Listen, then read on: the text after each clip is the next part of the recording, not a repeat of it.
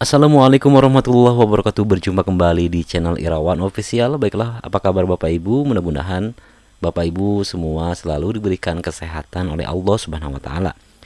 Baiklah, kali ini kita akan berbagi informasi mengenai P3K yang sangat ditunggu-tunggu ya untuk Bapak Ibu untuk pelaksanaan seleksi yang akan dilaksanakan pada 17 September 2023. Kemudian di sini kita masih menanti ya untuk RUU ASN, di mana sebanyak 2,3 juta guru di seluruh Indonesia menanti kepastian atau kebijakan yang akan diberikan oleh pemerintah, apakah diangkat seluruhnya, apakah menjadi part-time, dan kita masih menunggu informasi selanjutnya. Baik, dikutip dari jpnn.com, di sini pengangkatan honorer menjadi P3K apakah harus berdasarkan masa kerja? Apakah itu fair ya? Nah, kita simak beritanya. Dikutip dari jpnn.com, pengangkatan honorer ya menjadi pegawai pemerintah dengan perjanjian kerja atau P3K seharusnya berdasarkan masa kerja. Menurut Ajun, mantan ketua DPD Forum Honorer K2 Kabupaten Ponorogo, seharusnya dalam rancangan Undang-Undang Aparatur Sipil Negara RUU ASN dicantumkan mengenai masa kerjanya. Tidak adil bila honorer dengan masa kerja belasan tahun disamakan dengan yang baru ya. Semestinya konsep masa kerja dijadikan landasan untuk prioritas pengangkatan honorer K2 menjadi P3K agar terpenuhi rasa keadilan itu, kata Ajun kepada jpnn.com. Kemudian sejak pengangkatan P3K 2021, Ajun mengaku terus menyuarakan masalah tersebut. Kenapa dalam seleksi P3K 2021-2022 masa kerja tidak dijadikan tolok ukur pengangkatan? Pemerintah hanya memberlakukan masa kerja minimal 3 tahun untuk guru honorer, sedangkan honorer nakes dan teknis lainnya tidak ada.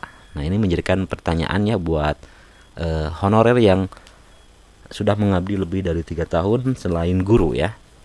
Kemudian hasil seleksi P3K 2021 hingga 2022 didominasi honorer muda. Mereka yang baru honor di bawah 5 tahun malah banyak diangkat P3K, ucapnya. Dia menegaskan masa kerja harus menjadi tolok ukur lantaran saat menjadi P3K tidak ada penambahan golongan. Sedangkan mereka tetap dihitung dari 0 tahun ya, padahal CPNS masa kerja honorernya dihitung ya. Untuk P3K tidak dihitung, kemudian sedangkan CPNS masa kerja honorernya dihitung. Lebih lanjut dikatakan RUU ASN semestinya menjadi landasan seperti undang-undang ya, pokok kepegawaian, sedangkan aturan itu tidak berlaku surut. Jadi yang begini masa panja RUU ASN Komisi 2 DPR RI tidak paham, cetusnya. Dia menambahkan kecurangan seleksi CPNS 2013 sangat menyakiti honorer K2. Baik yang tersisa maupun sudah terangkat ASN PNS serta P3K, rasa sakit itu masih dirasakan dan terus ditimpa dengan kebijakan pemerintah yang diskriminatif. Ajun memberikan apresiasi kepada panja RUU ASN yang memberikan kesempatan kepada honorer tenaga teknis administrasi untuk diangkat P3K. Namun, kebijakan tersebut akan sempurna bila ditambahkan klausul masa kerja. Bagi yang masa pengabdiannya paling lama, dalam hal ini honorer K2, lanjutnya sebaiknya diberikan afirmasi khusus sebesar 100% terutama untuk tenaga teknis administrasi. Itu bentuk apresiasi yang sangat diharapkan honorer K2, pemerintah jangan melupakan itu, pungkasnya. Sementara kalau kita melihat mekanisme seleksi CASN di tahun 2023 masih ya menggunakan CAT. Artinya di sini seleksi menggunakan CAT dilaksanakan apabila masih tersedia kuota formasi P3K guru setelah penempatan bagi guru yang memenuhi nilai ambang batas tahun 2021.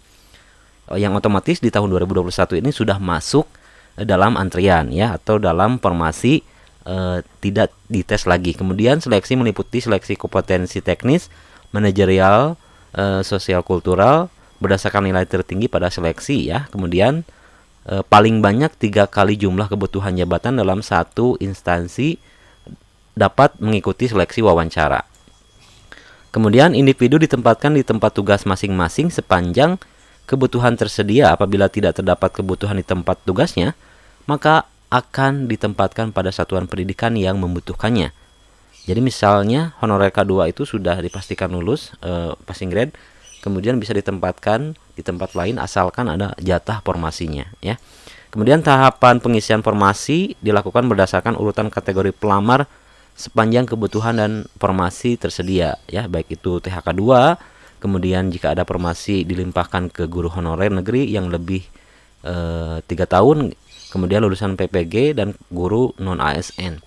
Nah, sedangkan di sini draft afirmasi tambahan untuk P3K guru ya, hanya jenis tambahan nilai atau afirmasi hanya terdiri dari sertifikat pendidik dan disabilitas.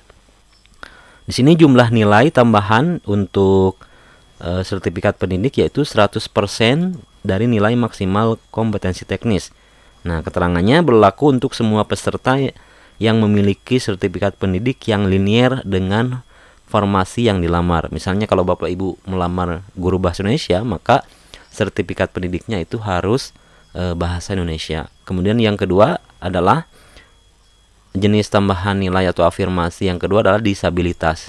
Di sini untuk nilai maksimal kompetensi teknisnya diberikan 10%.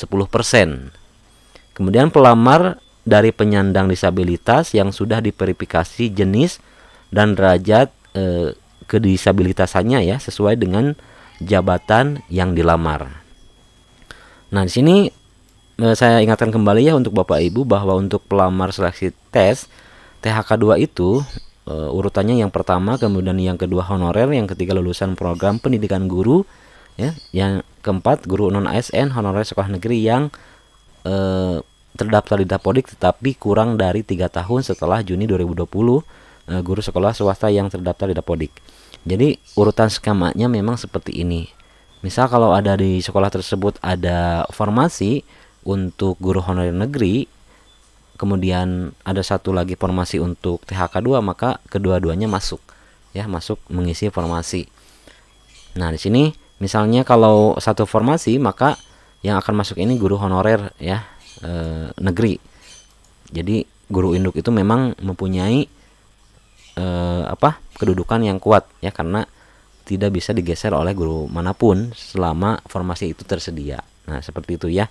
Jadi yang pertama THK 2, kemudian guru honorer negeri ya, lulusan program pendidikan guru, kemudian guru non ASN, guru sekolah negeri yang terdaftar di Dapodik kurang 3 tahun, kemudian yang terakhir adalah guru sekolah swasta yang terdaftar di Dapodik.